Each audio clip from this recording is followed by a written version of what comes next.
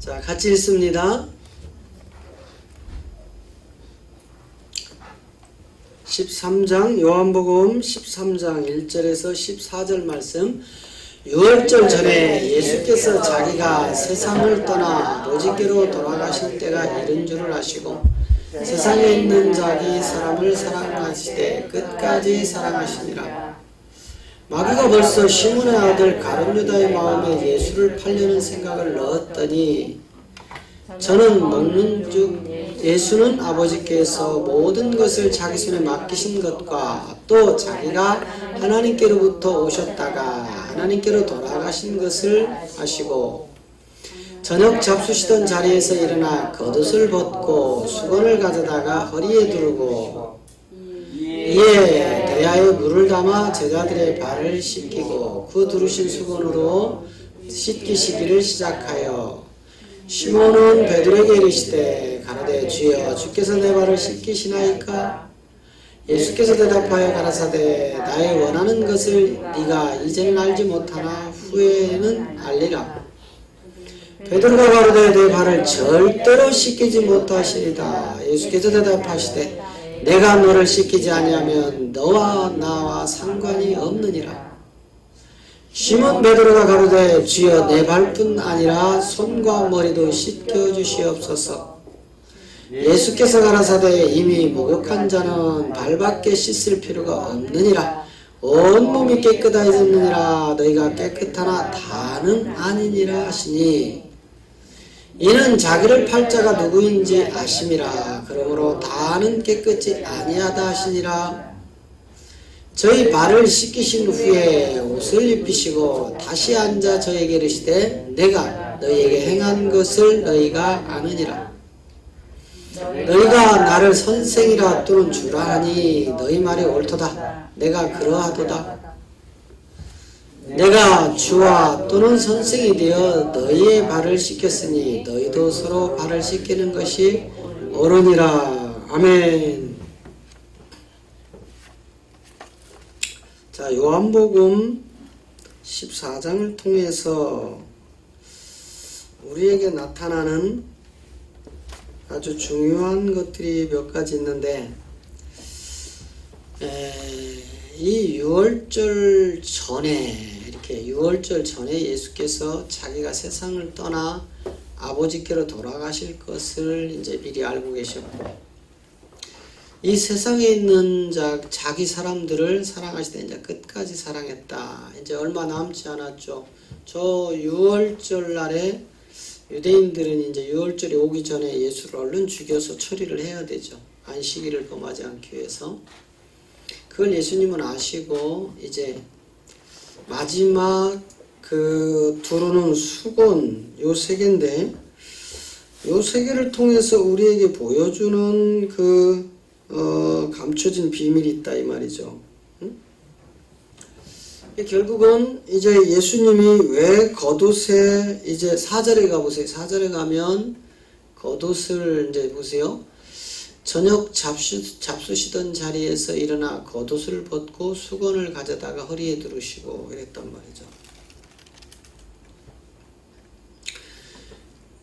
이 수건을 통해서 예수님이 이제 하나 나눠지는 거 있는데 이게 이제 십자가의 이제 복음이다 이 말이죠. 왜냐하면 이 겉옷이라는 것은 십자가를 통해서 나눠질 것을 얘기하죠. 그래서 예수님이 이제 십자가에서 다 이루었다 하고 이제 운명하셨을 때 그의 옆구리를 창으로 찌르고 그 물과 피를 쏟은 후에 이게 성경에 응해지는 내용들이죠. 그렇게 해서 그를 끄집어 내렸을 때 이제 그의 죽음을 이제 들어가고 겉옷은 누구에게로 가죠? 그 병정들이 제비를 뽑아서 가져가죠. 그것처럼 이제 저 겉옷을 통해서 십자가를 가지고 이제 하나님이 십자가 전과 십자가 후라는 이 세계를 나누게 되는 거죠. 왜 나누느냐? 반드시 저 수건을 허리에 둘러야 되는 이유가 있단 말이에요. 그것은 이미 아브라함의 허리춤에 있던 이 세계들이고요. 창세전에 그리스도 안에 있던 이 씨들을 이제 저 허리춤에 두른 수건을 통해서 이제 끄집어내는 세계인데, 이게 구원의 수란 말이에요. 자, 이사야 6장 13절에 가면은요. 자, 이사야 6장 13절에 한번 가보세요. 자, 시작. 그 중에 10분의 1이 오히려 남아있을지라도 이것도 삼켜바가 될 것이나 밤나무 상수리나무 배임을 당하여도 그 그루터기는 살아있는 것 같이 거룩한 씨가 이 땅의 그루터기니라. 그러니까 저 씨가 바로 그리스도였고 그 땅의 그루터기가 바로 그리스도였단 말이죠. 이 그리스도를 통해서 이제 10분의 1이 돌아오는 복음의 비밀인데, 이것을 분명히 예수님이 십자가를 가시기 전에 겉옷을 벗어서 십자가를 통해서 나누고, 그리고 그 수건을 가지고 이제 허리춤에 차서 그 10분의 1들을 뽑아내야 되는 겁니다. 그래서 이런 세계를 통해서 이미 예수님이 지금 그 요한복음 13장에서 말씀하는 그 내용이 이제 이런 내용이란 말이에요. 자, 보세요. 다시 1절로 돌아가 보세요. 1절로 돌아가면, 저기 요한복음 13장. 자, 끝까지 사랑하시죠? 자, 2절에 가면 이제 자기 때가 얼마 남지 않았어요. 그래서 이제 마귀가 벌써 시몬의 아들 가룟 유다의 마음에 예수를 팔 생각을 집어넣어 버린 거예요. 이미 저 마귀가 유월절 전에 예수가 십자가에서 죽고 유대인들이 그렇게 호언하던 유월 안식일을 지켰다는 그 세계 속을 벗어나지 않으려고 성경이 응해지는 그 세계 속으로 내려가는 길이 이제 이 마귀 새끼도 하나님의 도구로 쓰임을 받고 있는 거예요. 제가 계속해서 말씀을 드렸지만 이미 그 로마서 9장을 통해서 바로라는 사단의 왕, 세상의 임금도 하나님이 만들어서 뭐 한다겠어요? 쓴다겠죠? 자, 로마서 9장 17절에 가면 이미 로마서 9장을 통해서 참 의미심장한 생명의 능력들의 말씀이 많이 숨겨져 있는데, 자, 보세요. 성경이 바로에게 이르시되 내가 이 일을 위하여 너를 세웠다, 이렇게 됐다. 그러니까 성경은 뭘 얘기해요? 하나님을 얘기하는 거죠. 그죠? 하나님께서, 저건 성경이라는 것은 말씀의 영이란 말이죠. 이 그리스도께서 바로에게 이르시되 내가 이 일을 위하여 너를 세웠다. 이 일이 뭐죠? 자녀창조란 말이에요. 자녀창조.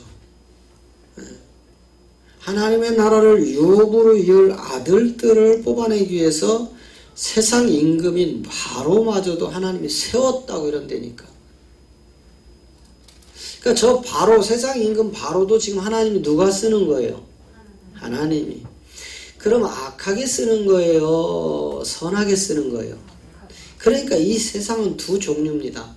하나님이 악하게 쓰는 자들이 있고 하나님이 선하게 쓰는 자들이 있다, 이 말이에요. 모두가 하나님이 쓰는데 악하게 하나님이 쓰는 것들은 지옥에, 선하게 쓰는 자녀들은 천국에. 그럼 우리 모두는 악하게 쓰임받아야 돼요? 선하게 쓰임받아야 돼요? 그런데 여러분, 이 짐승들은 짐승이 짐승인 것을 모른다, 이 말이에요. 문제는 여기에 있는 거예요. 짐승이 스스로 짐승인 것을 알아야 십자가를 건너서 사람으로 살아서 나오는데, 짐승이 짐승인 줄을 모르기 때문에 나오지 못하는 거예요. 그래서 성경이 바로에게 이르시되 내가 이 일을 위하여 너를 세웠으니, 세상 임금 바로마저도 하나님이 세웠고, 이 일이라는 것은 너로 말미암아 내 능력을 보이고 내 이름이 온 땅에 전파되게 하려 함이라. 그러니까 예수 그리스도의 이름이 온 땅에 전파되기 위하여 누구마저도 세웠다는 거예요? 바로마저도 세웠다는 겁니다. 그러니 여러분, 지금 현재 이 시간에도 공중권세 잡은 저 악한 영들은 하나님의 쓰임을 받고 하나님이 그들에게 허락된 부분까지만 그들도 지금 계속 일하고 있는 겁니다. 하나님도 여전히 쉬지 아니하시고 자녀창조, 백성이 아들이 자녀가 되고 자녀가 아들이 돼서 생명나무의 과실을 먹고 하나님 나라를 유업으로 받는 영생의 복음의 비밀까지 들어가도록 우리 하나님도 여전히 일을 하시고 그 일을 돕기 위하여 저 세상 임금 마귀마저도 세우셔서 하는 거예요. 그래서 여러분 지금 2절에 가니까 우리 그 요한복음 13장 2절에 가니까 마귀가 일을 시작을 한단 말이에요. 마귀가 벌써 시몬의 아들 가룟 유다의 마음에 예수를 팔려는 생각을 훅 하고 불어넣어버렸단 말이에요. 그럼 저것마저도 하나님이 허락하셨을까요? 허락되지 않은 것을 마귀가 임의대로 하는 걸까요? 그렇죠? 하나님이 허락하셨기 때문에 하는 거예요. 왜? 만약에 하나님이 마귀에게 허락되지 않은 것을 마귀가 할 수 있느냐? 그렇지 않아요. 마귀가 임의대로 해버리면 하나님의 계획이 수포로 돌아가겠죠. 하나님이 허락된 것만 악한 것으로 쓰임받는 게 마귀의 존재란 말이에요. 그래서 결국은 저 가룟 유다를 통해서 예수를 십자가에 매달아야 오늘 이방의 구원이 완성된다 이 말이에요. 그죠? 자, 갈라디아 3장 13절부터 17절까지 가보면요. 이제 그 세계가 다 드러나죠. 자, 그리스도께서 우리를 위하여 저주를 받은 바 되사 율법의 저주에서 율법을 속량하셨으니 기록된 바 나무에 달린 자마다 저주 아래 있는 자라 하였음이라 이렇게 되어 있단 말이에요. 그러니까 실상 그리스도께서 우리를 위하여 저주를 받았다.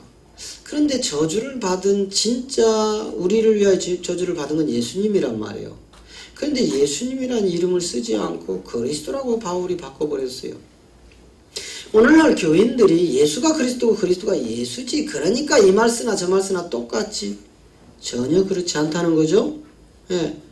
지금 바울이 갈라디아 3장을 통하여서 감추는 복음이 이제 17절까지 쭉 나와요. 결국은 뭐예요? 마지막에 가면 그리스도로 옷 입은 자들을 찾고 있다 이 말이에요.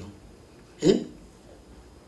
그리스도 세례받은 자들, 이 그리스도의 옷, 세마포, 성도들의 옳은 행실이라는 깨끗한 이 옷을 입은 아들들이 나와야 되기 때문에 지금 저렇게 표현을 해놓는데, 그래서 그리스도가 율법의 저주에서 매달려 죽었다 이 말이에요. 누굴 위하여? 저와 여러분을 위하여. 이것은 무엇입니까? 에베소 1장 4절이 창세전에 너희를 그리스도 안에서 선택했다는 그 자녀들을 위하여. 그래서 마태복음 1장 21절을 통하여 아들을 낳으리니 이름을 예수라 하라.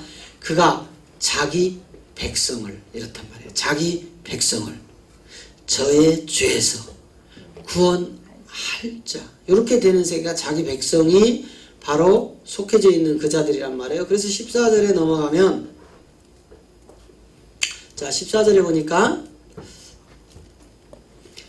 이는 그리스도 예수 안에서 아브라함의 복이 이방인에 미치게 하고 또 우리로 하여금 믿음으로 말미암아 성령의 약속을 받게 하려 함이라.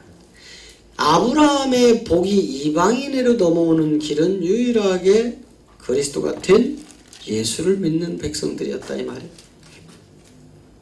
그냥 예수를 믿어서 구원을 이루는 것이 아니라 그리스도가 된 예수. 이 말은 무슨 얘기죠? 예수님이 십자가에 매달아서 자기 몸을 찢어서 피를 흘리고 이 보혈의 피가 십자가를 타고 넘어와서 자기 백성들을 죄사함 가운데로 불러내고 나면 이제 예수님이라는 육이 필요치 않죠. 피 흘려서 구원을 끝냈기 때문에. 그렇기 때문에 사도행전 2장 36절을 통하여 너희는 예수를 십자가에 못 박아 죽였고 너희가 죽인 그 예수를 하나님은 그리스도로 살리셨느니라. 이 베드로의 설교가, 그래서 그리스도 예수 안에 있는 자들이 아브라함의 복을 가져온다 이 말이에요. 이 복은 우리가 하늘의 별과 같이 땅에 바다의 모래와 같이 이렇게 뭐 나가도 복을 받고 들어와도 복을 받고 뭐 이런 세상에 썩고 죽을 복이 아니고, 그런 복이 아니고 하나님 나라에 영생하여 영원한 생명을 얻어서 하나님 나라를 유업으로 받는 아들들, 그리스도라는 저분과 함께 왕노릇하며 그 세계를 이끌어갈 진짜 아들들이 아브라함의 복이었다 이 말이에요. 예? 이 복이 이방인에게 미치게 했다 이 말이에요. 그러면 유대인들은 그리스도가 된 예수를 믿었나요? 안 믿었나요? 전혀 안 믿었습니다. 예? 그들은 예수만 믿었지 그 예수가 그리스도라는 것을 믿지 않았다 이 말이에요. 그래서 그들이 십자가에 죽였기 때문에 우리가 아브라함에게 약속된 이 생명을 가져오기 위해서는 반드시 그냥 예수를 믿는 것이 아니라 그리스도가 된 예수를 믿어야 아브라함에게 언약의 생명으로 줬던 그 씨의 축복이 우리에게로 넘어옵니다. 그래서 이것이 그리스도 예수 안에 있는 몇 번째 세례죠? 몇 번째 세례? 세 번째 세례죠? 예, 이 세 번째 세례를 받고 나니까 아브라함에게 언약됐던 이 복이 이방인 우리에게 돌아오고, 그래서 이제 유대인들 저 사도들을 통해서 믿음으로 말미암아 믿음의 성령의 약속을 받아서 이방인들에게 중매하게 하는 겁니다. 할렐루야. 그걸 지금 바울이 풀어나가고, 그 다음에 이제 15절에서 형제들아 사람의 예대로 말하노니 사람의 언약이라도 정한 후에는 아무나 폐하거나 더하지 못하느니라. 우리가 자동차를 사겠다고 계약서에 도장을 딱 찍으면 이때부터 효력을 발생을 합니다. 또 내가 집을 살 때도 계약서에 도장을 딱 찍으면 효력을 발생을 합니다. 무엇인가 우리가 사고 팔거나 우리가 또 남녀 관계 혼인할 때도 반드시 도장을 찍죠. 여러분 결혼식 때 왜 가락지를 찧어주는 줄 아세요? 예? 가락지 왜 끼워줄까요? 서로. 예. 이게 도장이에요, 도장. 내가 가락지를 신부에게 껴주고 신부는 신랑에게 뭘 줘요? 시계를 예전엔 그렇게 했는데 요즘은 이제 많이 결혼 예식이 바뀌어가지고 지금은 뭐 그렇게 안 하는데, 옛날에는 신랑은 신부에게 가락지를 껴주고 신부는 신랑에게 시계를 차줬단 말이에요. 이런 행위가 너는 내 거라는 계약서에 도장을 찍는 그 증표다 이 말이에요. 증표. 그래서 형제들아, 하나님이 약속을 너희는 왜 자꾸 너희의 마음대로 그렇게 임의대로 생각하느냐. 야, 전능하신 하나님이 약속했는데 어떤 것을 안 들어주겠느냐. 하물며 사람들끼리로도 약속되고 도장이 찍어졌다는 것은 그 이후에는 아무도 폐하거나 변질시킬 수 없다. 사람들의 약속도. 그런데 하물며 전지전능한 하나님께서 한 번 약속하신 것을 어기시겠느냐 이 말이에요. 그 약속이 지금 아브라함에게 약속된 언약의 축복이었다 이 말이에요. 네. 자, 그래서 이제 16절로 가면 이제 드디어 이 16절을 통해서 우리에게 생명이 온단 말이에요. 시작. 이 약속들은 아브라함과 그 자손들에게 말씀하신 것인데 여럿을 가리켜 그 자손이라 하지 아니하였고 오직 하나를 가리켜 내 자손이라고 했는데 그가 바로 그리스도다.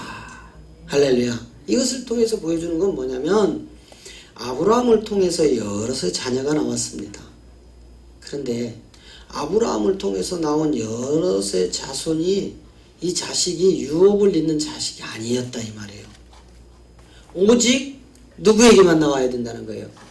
이삭.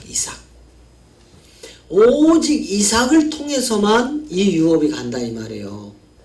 그러면 저 이삭이 지금 곧 누구라고 하는 거예요? 예, 여러분 이삭은요 그리스도를 보여주는 겁니다. 이삭이 누구라고요? 그리스도라니까는요. 이삭을 통해서만, 그리스도를 통해서만 하나님과 아브라함과 약속된 자녀의 생명이 돌아온다 이 말이에요. 할렐루야. 우리 모두가 로마서 9장을 통해서 명년 임한 때 사라의 씨에서 나올 것이다 한 약속이 바로 저 그리스도를 통하여 우리에게 이방인에게로 응해진 겁니다. 유대인들에게는 이삭의 언약이 갔고 이방인에게는 그리스도의 언약이 온 거예요. 무슨 말씀인지 아시겠어요? 멀뚱멀뚱하셔? 뭔 말인지 모르겠어요? 이스라엘 혈과 육, 혈통으로 된 건 이삭의 혈통이었고 이방인에게 영의 약속으로 온 것은 그리스도의 혈통이었다 이 말이에요. 할렐루야. 그러면서 이제 너희가 그리스도 옷 입어라 이 말이에요. 17절에 가서 이 그리스도 옷을 입어라 이 말이에요. 자 시작. 내가 이것을 말하노니 하나님이 미리 정하신 언약을 430년 후에 생긴 율법이 없이 하지 못하여 그 약속을 헛되게 하지 못하니라. 내가 이것을 말하는데 하나님이 미리 정하신 언약을 430년 후에 생긴 율법이 없이 하지 못했다 이 말이에요. 저것은 이제 모세에게 언약된 430년이었죠. 아브라함에게 약속된 연수는 몇 년이었죠? 400년. 그러니까 아브라함에겐 400년, 모세에겐 430년. 그 430년 후에 생긴 율법이 그 언약을 미리 정한 걸 없애지 못했다 이 말이에요. 왜? 이제 우리 27절에 가면 이 옷 입은 생명들이 나오기 때문에 그래요. 자, 그 다음에 18절 보세요. 만일 그 유업이 율법에서 난 것이면 약속에서 난 것이 아니니라. 그러나 하나님이 약속으로 말미암아 아브라함에게 은혜로 주신 것이라. 그러니까 율법으로는 여러분 우리가 구원을 받을 수 없는 세계예요. 이 말은 뭐예요? 첫 것을 폐하려 하시면 히브리서 10장 9절 첫 것을 폐하려 하시면 둘째 것을 세우려 함이라. 반드시 첫 것이 폐해지는 저 율법, 그 율법 아래 누가 오세요? 예수가 온단 말이에요.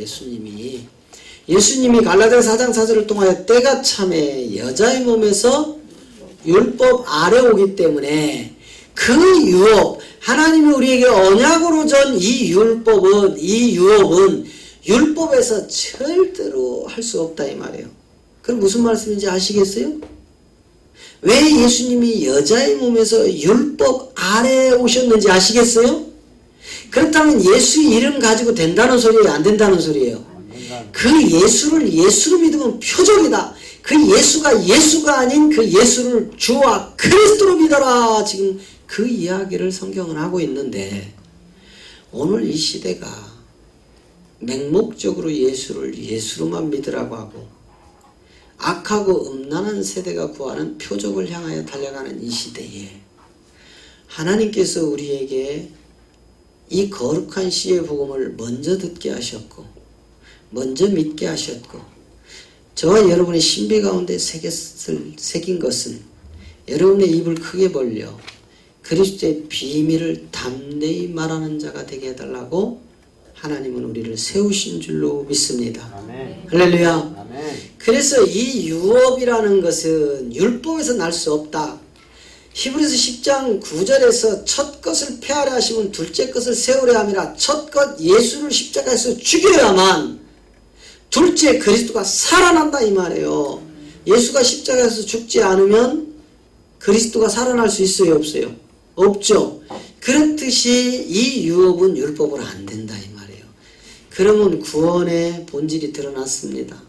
할렐루야. 드러났죠? 그런데 뒤에 가서 또 왜 그것이 그거래요? 이렇게 또 질문하시면 안 돼요. 어? 왜? 지금 여러분 우리 한국 교회가 대다수가 666이라는 실체를 머리가 7이고 뿔이 10이고 7 면류관을 쓴 그런 회개망측한 짐승이 나타날 것을 예언하고 있습니다. 그런데 성경을 자세히 보면 그 내용이 아니죠? 전혀 다른 내용이에요. 전혀. 그러니까 성경을 영의 세계에서 하나님의 감동하여 기록된 내용들은 여러분 사도 요한이 반모섬에서 하나님 나라를 그 나라를 올라가 보지 않았다면 요한계시록이 써졌을까요? 안 써졌을까요? 안 써졌겠죠? 또한 사도 바울이 3년 반 동안 3,000층을 올라갔다 오지 않았다면 사도 바울이 써놓은 약 13권이 되는 신약 성경들이 기록이 됐을까요? 안 됐을까요? 전혀 안 된다 이 말이에요. 이것들을 사람의 학문으로 사람의 지식으로 어떠한 사람이 만들어낸 그 뭡니까? 주석으로 풀어질 수 있더냐 이 말이에요. 안 풀어집니다. 안 풀어져요. 그래서 히브리어 헬라어를 잘 푸는 약 뭐 40년 가까이 이 히브리어와 헬라어에 생명을 걸 만큼 그렇게 연구했던 한 목사님이 저에게 목사님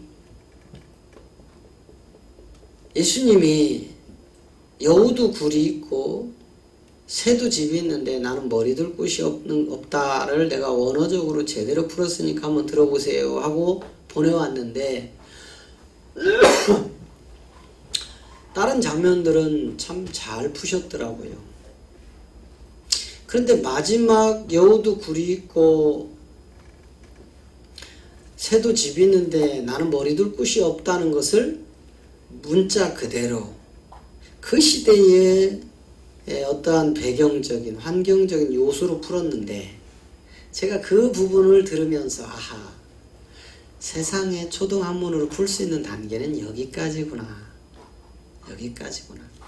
아무리 40년을 히브리어 헬라어를 공부를 하고 우리나라의 최고의 지도자의 반열에 올라왔지만 역시 이 언어 가지고는 하나님의 세계를 풀 수 있는 건 한계가 있구나. 그걸 깨달았습니다. 여러분 제가 여우도 굴이 있고 새도 집이 있는데 나는 머리 둘 곳이 없다는 내용을 제가 한번 풀어드렸나요? 그래요. 자, 여러분은 그럼 다 아시겠네요? 응? 다 아시겠어요? 저는 몰라요. 모르면 빨리빨리 모르신다고 저렇게 하셔야 돼요. 다시 한번 풀어주세요. 자, 아시는 분들은? 나머지는 다 알고 계시는 거예요? 몰라요. 두 분만 몰라요? 자, 5분 이상 되면 풀고 5분 이하 되면 안 풀고 그냥 넘어갈 거예요. 아니까. 자, 몰라요. 손 들어보세요. 뭐 이렇게 많은데 왜 아는 척들 하시냐고. 지금 보니까 10명도 넘네. 모르는 분이. 이거 그러면 제가 수요 예배 때나 토요 예배 때 풀었나 봐. 그때 빠진 사람들만. 그쵸? 자, 왜 우리 예수님이 지금 이 말씀을 하신 거는 십자가 전이에요? 십자가 후예요? 십자가 전이죠? 자, 우리 한번 읽어봅시다. 말씀을 읽어가면서 어떻게 된 내용인지를 자세히 한번 풀어봐야죠. 그죠? 네.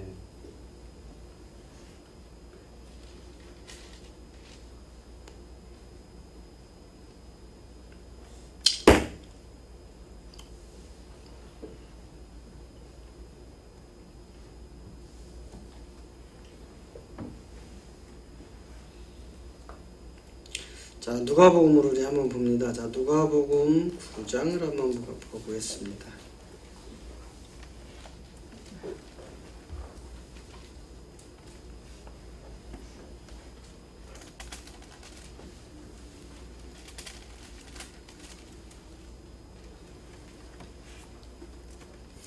자, 누가복음 9장 53절부터 우리 한번 58절까지 한번 보겠습니다. 53절부터. 자, 같이 읽습니다. 예수께서 예루살렘을 향하여 가시는 고로 저희가 받아들이질 아니하는지라. 제자 야고보와 요한이 이를 보고 가로되 주여 우리가 불을 명하여 하늘로 쫓아 내려 저희를 멸하라 하기를 원하시나이까. 예수께서 돌아보시며 꾸짖으시고 함께 다른 촌으로 가시니라. 길 가실 때에 혹이 여짜오되 어디로 가시든지 저는 쫓아가리이다. 예수께서 가라사대 여호도 굴이 있고 공중에 새도 집이 있으되 인자는 머리들 곳이 없다 하시도다 이랬어요.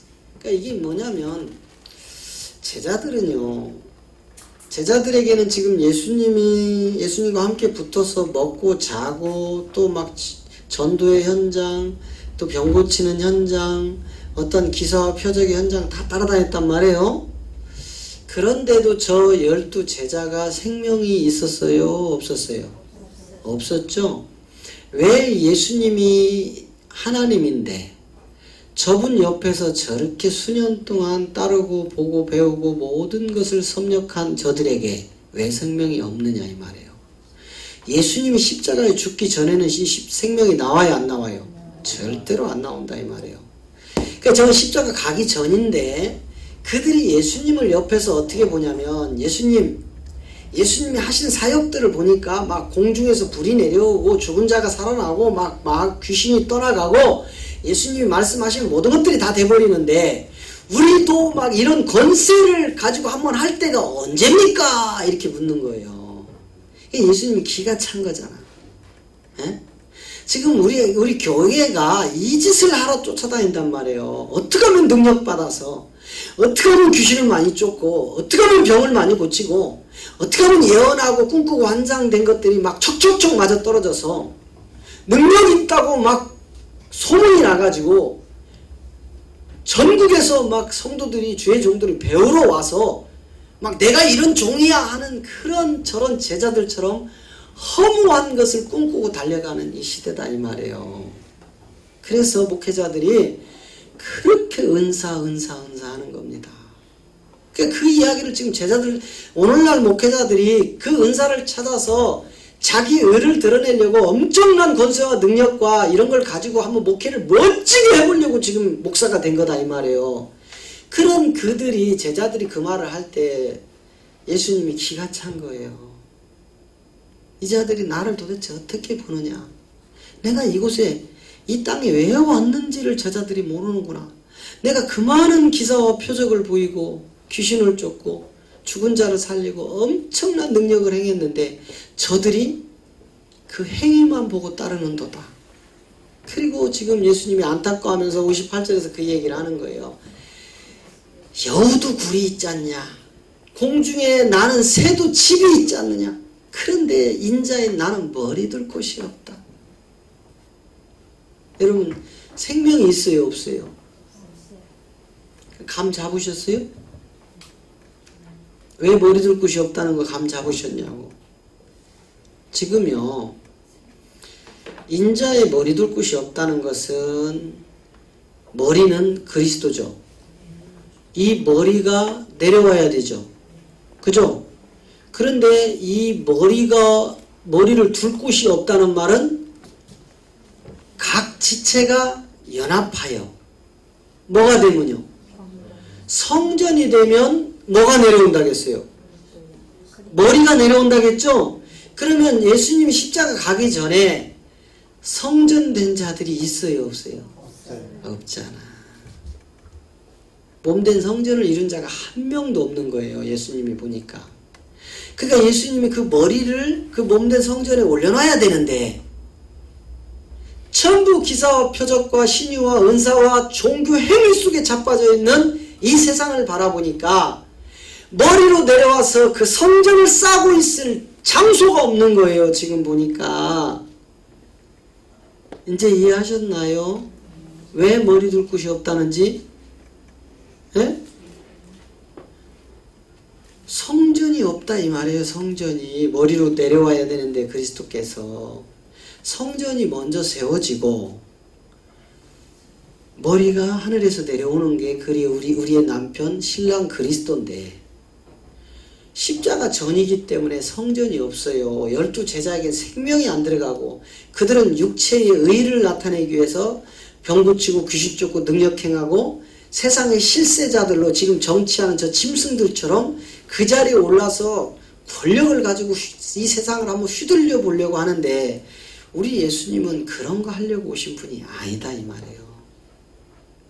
그러니까 예수님이 하도 어리석게 저렇게 떠드는 저 인간들을 향하여 야 여우도 굴이 있고 공중의 새도 집에 있건만 인자 예수는 머리 둘 곳이 없니라. 못 알아듣는 거예요. 이 말을 못 알아들어. 오늘 교회가, 오늘 목사님들이 오늘 종교에서 건물을 중심으로 팽창하고 확장하고 엄청나게 지금 비대해지는 이 율법의 높은 산들이 도대체 인자가 머리 둘 곳이 무엇인지를 깨닫지 못하는 거나 제자들이 저 말을 듣고 전혀 깨닫지 못하는 거나 동일한 거다 이 말이에요. 무서운 이야기입니다. 저 이야기는. 그렇다면 구원받을 사람이 지금 저 시대에는 한 명이라도 있다는 소리예요? 없다는 소리예요? 없다는 소리예요. 근데 아까 여러분 이사야 6장을 읽어봤더니 10분의 1이 돌아온다고 하죠? 왜 그 상수리나무와 상수리나무와 무슨 나무라 하겠죠? 감람나무라 하겠나? 예, 그 나무의 그 존재를 알아야 돼요. 응? 그래서 이 59절 읽어보세요. 59절 보니까 또 다른 사람에게 나를 쫓으라 하시니 그가 가로되 나로 먼저 가서 내 부친을 장사하게 하소서. 지금요 또 다른 사람이라는 건 지금 12 제자 중 한 명이란 말이에요. 그죠?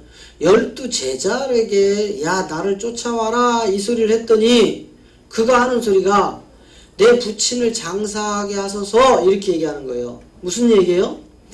아직도 예수님을 만났는데 저들에게 생명이 아직 전가되기 전이기 때문에 저들은 여전히 육체에 썩고 죽을 것을 향하여 달려가고 있는 거예요. 그랬더니 60절에서 뭐라고 하는지 보세요.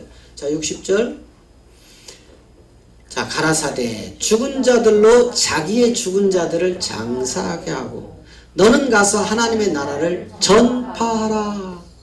여러분 보세요. 죽은 자는 죽은 자들이 가서 장사 지내게 해라. 아니 죽은 자가 죽은 자를 장사 어떻게 합니까? 같이 죽어 있는데. 그렇다면 저 말은 진짜 죽었다는 소리예요. 무슨 얘기예요? 진짜 육이 죽었다는 소리가 아니에요. 예. 하나님의 생명을 못 받은 자를 죽었다고 하고 그들을 짐승이라고 합니다. 하나님은. 그러니까 너는 나를 따르라.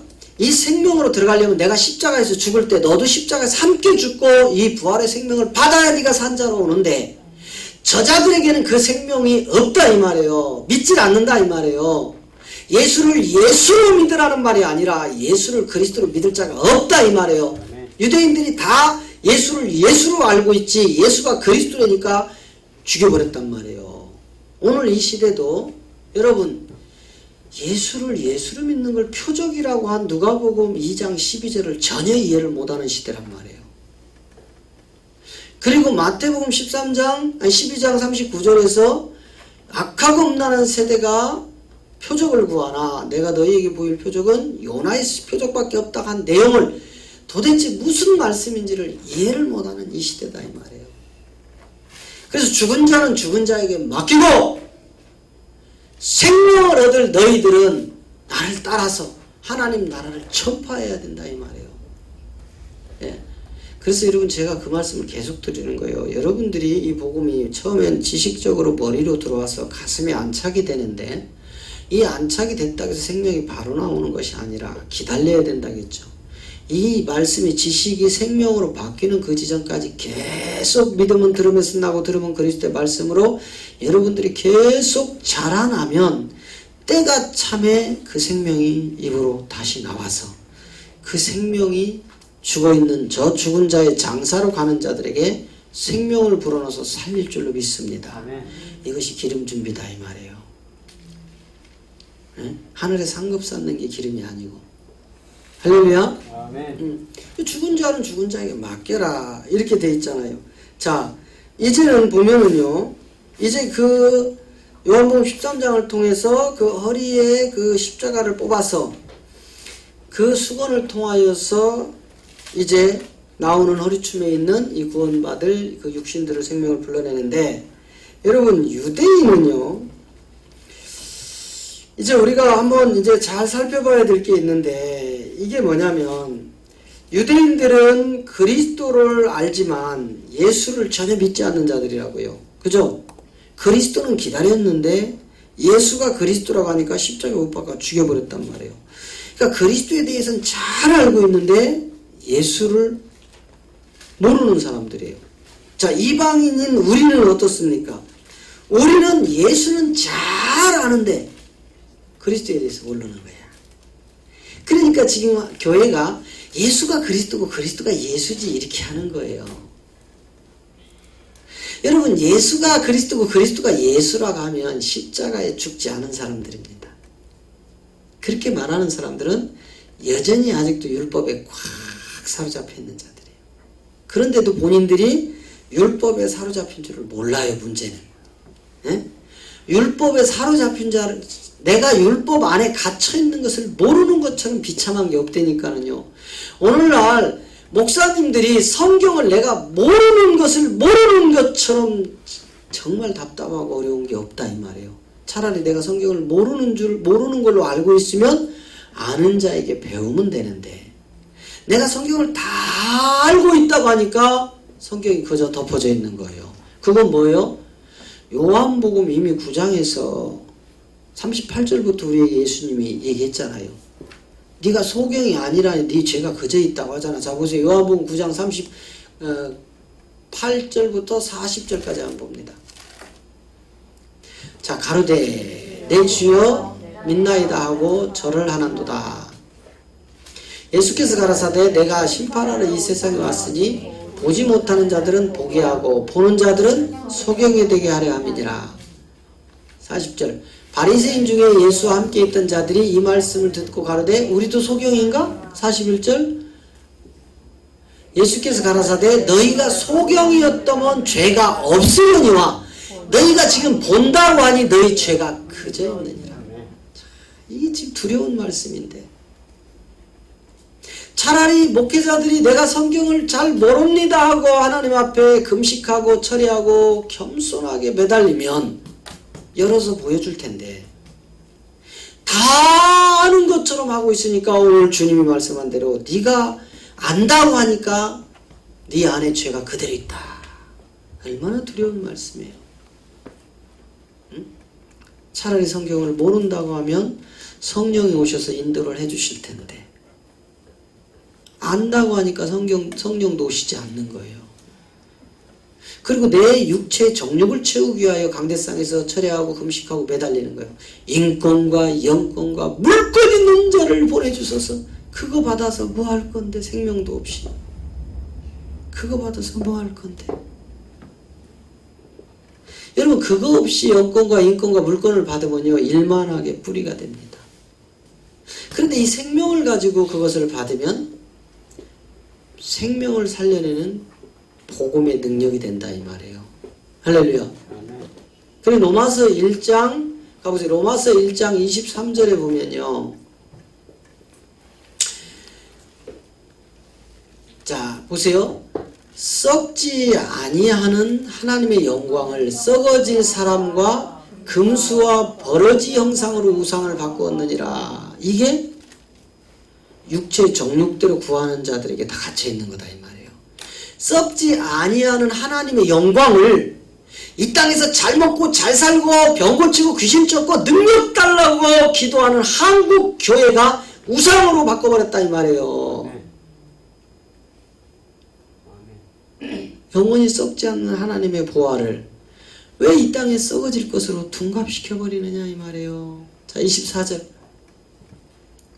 그러므로 하나님께서 저희를 마음의 정욕대로 더러움에 내어버려두사 저희 몸을 서로 욕되게 하셨느니라. 여러분, 이렇게 육체의 정욕을 위하여 큰 건물을 만들어서 어마어마한 사람을 모아서 엄청난 부와 명예를 가지고 자기 의를 드러내면서 썩고 죽을 걸로 가득가득 채워놔버리면 하나님이 이미 그 마음을 정욕대로 더러운 곳에 써버리도록 버려버렸다 이 말이에요. 무서운 얘기잖아. 그러니 여러분, 이 땅에서 가난한 자가 이 복음을 받게 되어 있어요. 썩고 죽을 것을 버리는 자가 썩지 아니할 것을 받게 되어 있어요. 여러분 양손에 썩고 죽을 것 딱 들었다면 그 다음에 썩지 않는 게 오면 어떻게 할 거예요? 뭘로 받을 거야? 썩을 거를 내려놔야 받지. 그죠? 썩을 것을 쥐었으면 이건 반드시 썩을 거니까 냄새날 거니까 버려버리고 영원히 썩지 않는 걸 잡아야 되는데 이 썩을 것 잡아놓고 썩지 않을 것 오니까는 안 받는 거예요. 그게 오전에 읽었던 로마서 8장 5절부터 시작된 하나님과 원수되는 그 세계란 말이에요. 하나님을 기쁘시게 할 수 없는 그 세계란 말이에요. 정욕대로 더러움에 버려버렸대잖아요. 하나님이. 그러니 제가 왜 건물이 크면 클수록 사람이 많이 모이면 모일수록 돈과 명예와 권력이 차고 넘치면 넘칠수록 하나님은 그곳에 계시지 않는다는 거 이제 이해하시겠죠? 그런데 우리 목회자들이 그저 건물 크게 불어나는 거, 사람 많이 모아놓는 거, 그래서 그냥 뭐 돈과 명예와 권력이 차고 넘치는 걸 위해서 금식하고 처리하고 기다리고 성도들을 프로그램을 잡아 돌려서 그렇게 부흥하려고 애를 쓰는 겁니다. 그 다음에 25절. 이는 저희가 하나님의 진리를 거짓으로 바꾸어 피조물을 조물주보다 더 경배하게 하고 섬기고 주는 곧 영원한 찬양받으신 하나님이시다. 응? 그렇게 되어버리니까 이 거짓 선지자들이 하나님의 진리를 거짓으로 자꾸 바꿔먹는 거예요. 그게 오늘날 강단의 설교란 말이에요. 사람들의 귀를 즐겁게 하고 사람들을 기분을 즐겁게 해서 혼을 달래주니까 그들이 안 떠나요. 여기 오니까 막 좋은 소리만 하거든. 복 받습니다. 조금만 기다리십시오. 잘 될 겁니다. 반드시 돈 벌 거예요. 성공할 거예요. 우리 하나님이 자녀들을 그냥 내버려 두지 않습니다. 하나님만 믿으면 잘 될 겁니다. 반드시 내가 너를 축복하리라. 반드시 내가 너를 들었으리라. 이러니까 막 미친 듯이 성도들이 손을 들고 반드시 막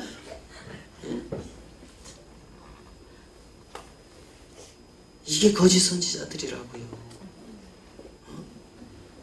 그래서 하나님의 진리를 거짓으로 바꿔버렸고 피조물, 하나님이 만든 피조물들이 그 전능하신 하나님보다 더 경배를 받고 더 섬김을 받는, 눈에 보이지 않는 하나님은 안 보이기 때문에 강단에 서서 그런 능력과 권세와 이런 있는 목사님들을 더 하나님보다 더 높이 섬겨버리는 그 시대가 돼버렸어요.